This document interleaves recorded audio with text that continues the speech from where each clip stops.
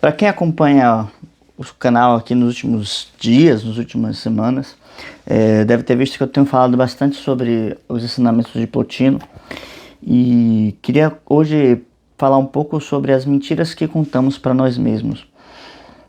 E o que é que tem isso a ver com Plotino e tal, assim, a princípio, no primeiro momento, se a gente fizer uma comparação direta, né, com o título que eu coloquei para esse vídeo e os ensinamentos que são descritos aqui, não tem nada a ver. Mas quando você vem colocando esses elementos que ele vai encadeando aqui e tomando isso como uma visão de vida, isso muda bastante a forma como a gente enxerga as coisas, tá?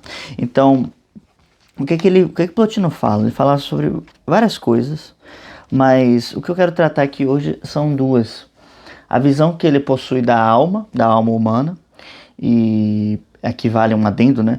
Porque a nossa alma, alma, na verdade, é uma palavra que é tida hoje uma coisa, algo acessório, assim, está ou pode não estar, né? Quando para a sociedade tradicional, né, sociedades antigas de qualquer época, vai ter a alma como uma realidade, tá?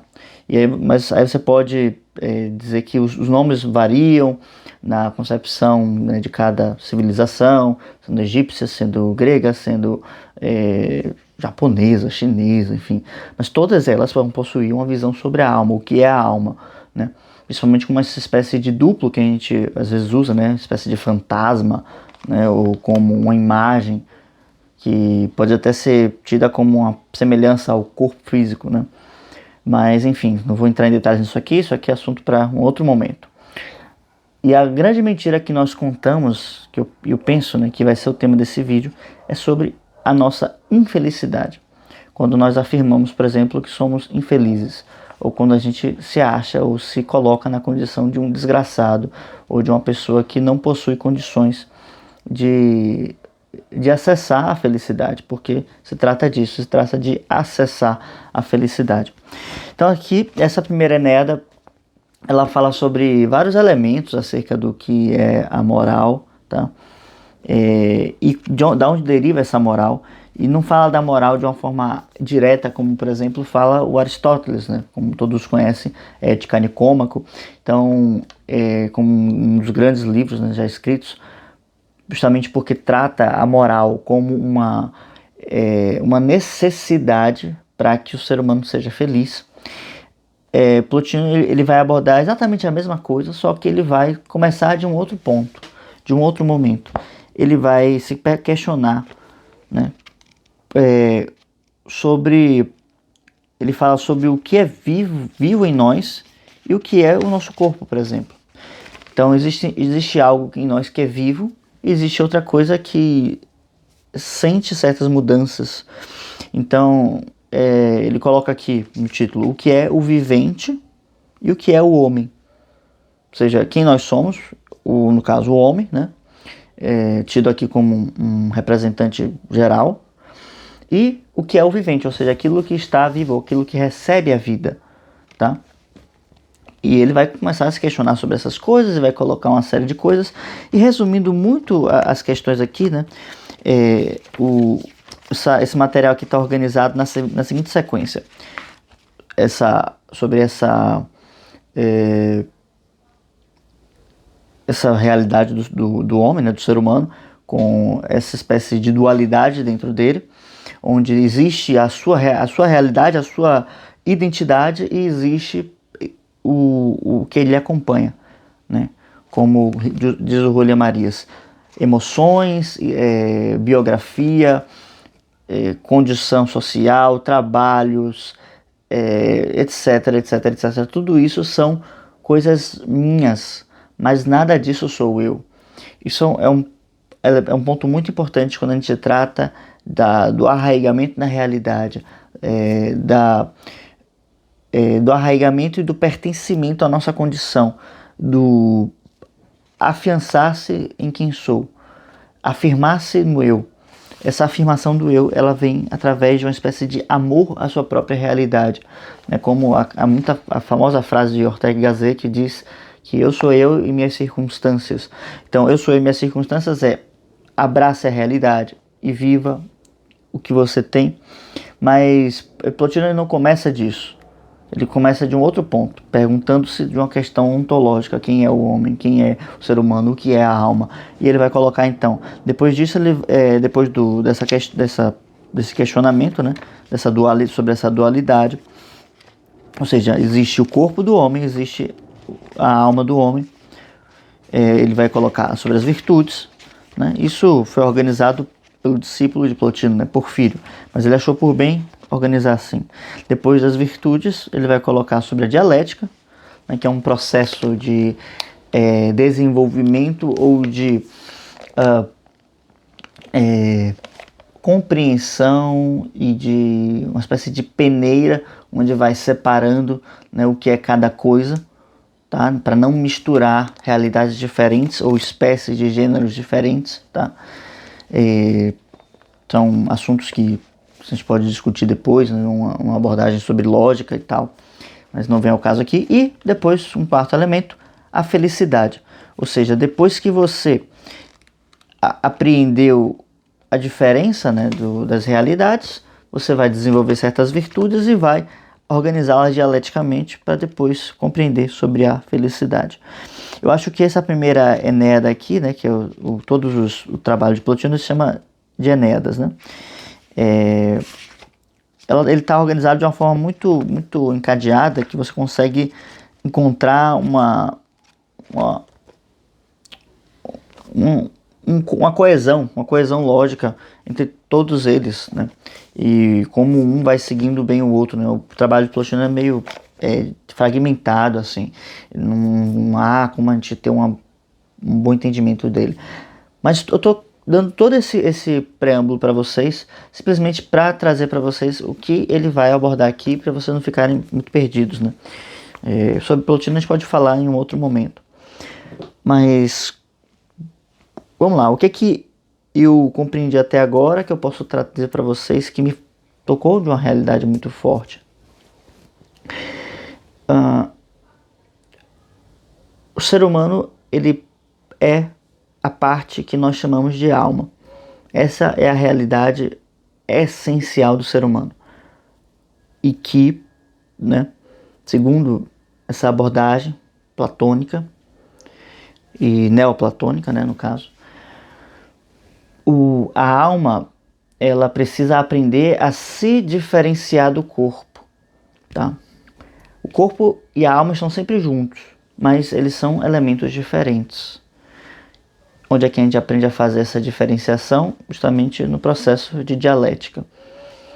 Então, perceber essa diferenciação do corpo e da alma é um processo importantíssimo para a felicidade, porque acontece o seguinte: o corpo, ele sofre certas coisas, certas afecções, ele é afetado, mas a alma não sofre nada disso. Ela de alguma forma permanece inalterada, impassível, né, como que imóvel em sua condição essencial. Mas por alguma razão, é justamente o fato da alma estar no corpo que faz com que o corpo sofra esses elementos e comunique a alma por uma espécie de intermediário. Esse intermediário nós poderíamos chamar de psique. E trocando em miúdos, psique e alma são a mesma coisa, né? Mas Plotino vai dizer o seguinte, né? A alma tem uma realidade essencial e ela tem uma realidade enquanto momento, enquanto corpo, enquanto, vamos dizer assim, realidade psicológica. É como eu posso até dizer aqui, eu tenho uma realidade enquanto Victor, eu me chamo Victor, mas eu não sou Victor, porque eu sou a alma que gerou essa realidade, esse momento, este vídeo, né? Gerou as condições que me trouxeram aqui neste momento. Eu sempre me pego muito reflexivo exatamente sobre esse ponto, né? Eu fiz e construí toda uma história para chegar aqui. Eu fiz e construí toda uma vida para chegar nesse momento. E por mais que eu tenha cometido muitos erros, por mais que eu tenha feito muitas coisas que hoje eu me arrependo, ou não me arrependo no sentido derrotista da coisa, mas me arrependo no sentido de que eu não faria de novo, né? Não é uma boa coisa para se fazer de novo, né? Porque se você leva o arrependimento de uma forma muito punitiva, isso não te traz nenhum tipo de benefício. Você também não aprende nada com isso, só perde-se tempo, só fica frustrado, só fica machucado, e não é nem um pouco bom para você, tá? Então devemos aproveitar os momentos os quais passamos para adquirir mais conhecimento sobre a realidade, sobre nós mesmos, sobre a vida, né? Então, assim, eu me pego reflexivo nesses momentos porque eu fico pensando bastante sobre a minha história, né? E sobre as justificações ou as justificativas ou as finalidades da minha existência. No fundo, eu só penso duas coisas assim de forma utérrima. Na missão que eu vim fazer aqui, né? Qual é ela? Qual é esta missão? Descobri-la, essa missão, que nós poderíamos resumir em uma palavra chamada vocação. E se eu estou sendo coerente com isso, se eu conseguir cumprir isso. No momento em que eu consiga ter a constatação clara, eu não tenho mais dúvidas de que eu consegui cumprir a missão a qual eu vim cumprir, eu vou me sentir realizado, eu vou me sentir feliz. É só isso que eu penso em um nível pessoal. Certo? Então, cumprir essa missão para mim é tudo que me importa. Daí, né, a gente pode perguntar-se de uma série de coisas sobre como eu vou fazer isso, quais os meios. Isso tudo eu ainda não sei.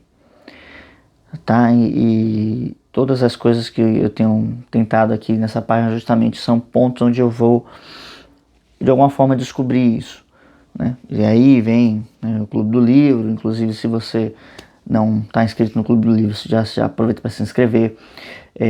O Clube do Livro, vem a oficina, vem uma série de outras coisas que eu já pensei em fazer. Ainda não tenho essa capacidade de ação porque essa capacidade de ação vem de uma convicção, né?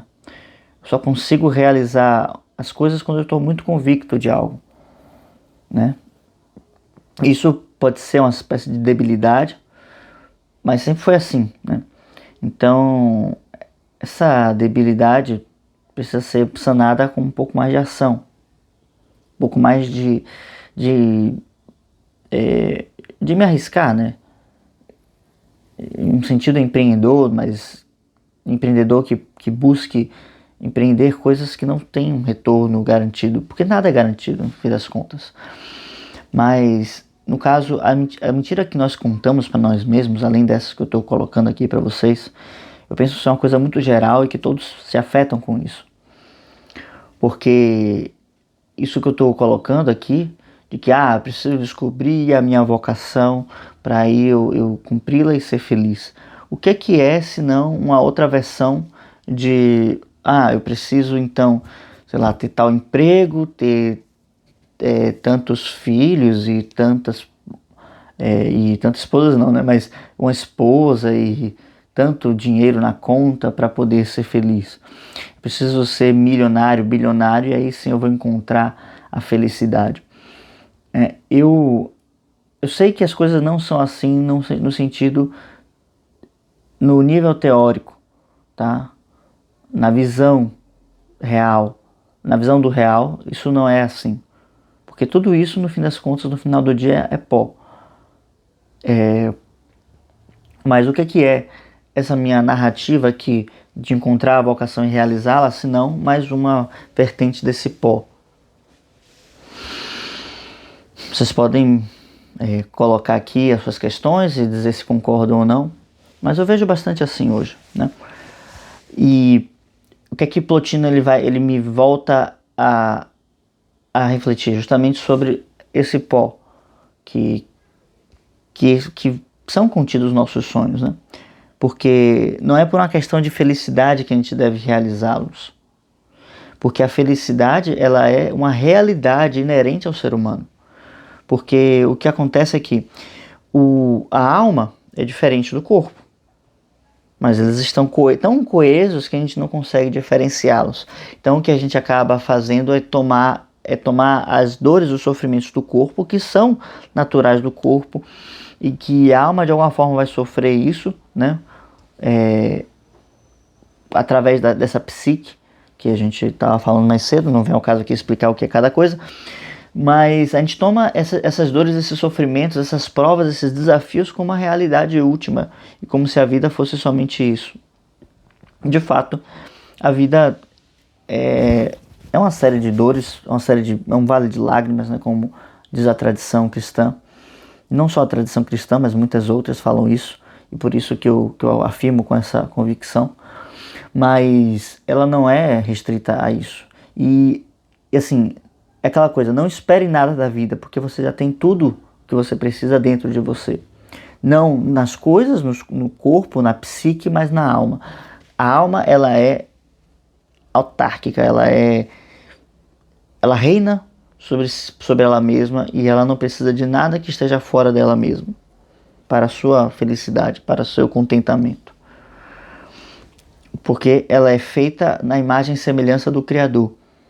E justamente por isso que ela não precisa de absolutamente de nada de fora.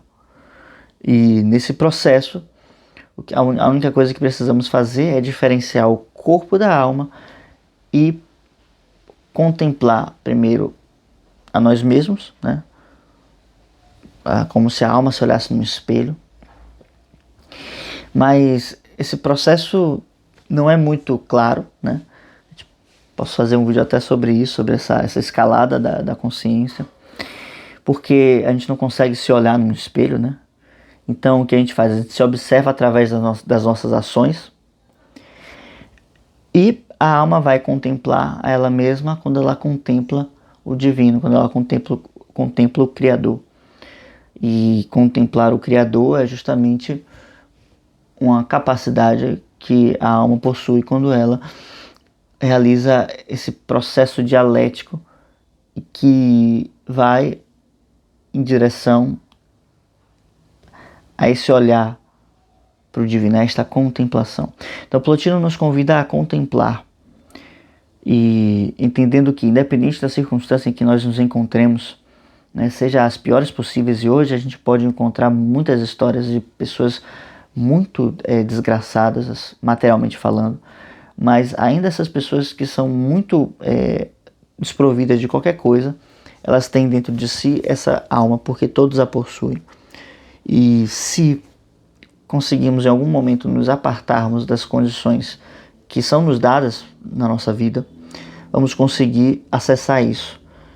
E acessando isso existe toda uma sensação de contentamento, de bem-aventurança, de plenitude, tá? Isso é o que eu queria trazer para vocês hoje, e é o que Plotino deixa pra gente. E para mim é difícil falar sobre isso, sendo muito sincero. Acho que esse vídeo foi, assim, 100% de sinceridade, né? Na verdade eu sou sempre sincero. A mentira é uma coisa que eu acho difícil. Acho muito difícil fazer. Ainda que eu tenha muitos percalços por conta da sinceridade. Então, assim,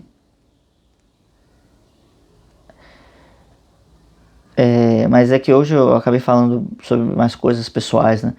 Então, assim, é difícil para mim falar sobre essas coisas, justamente porque para mim é difícil olhar a vida como algo que é uma felicidade inata. Ainda que eu saiba que é assim enquanto realidade, ainda que eu tenha essa convicção.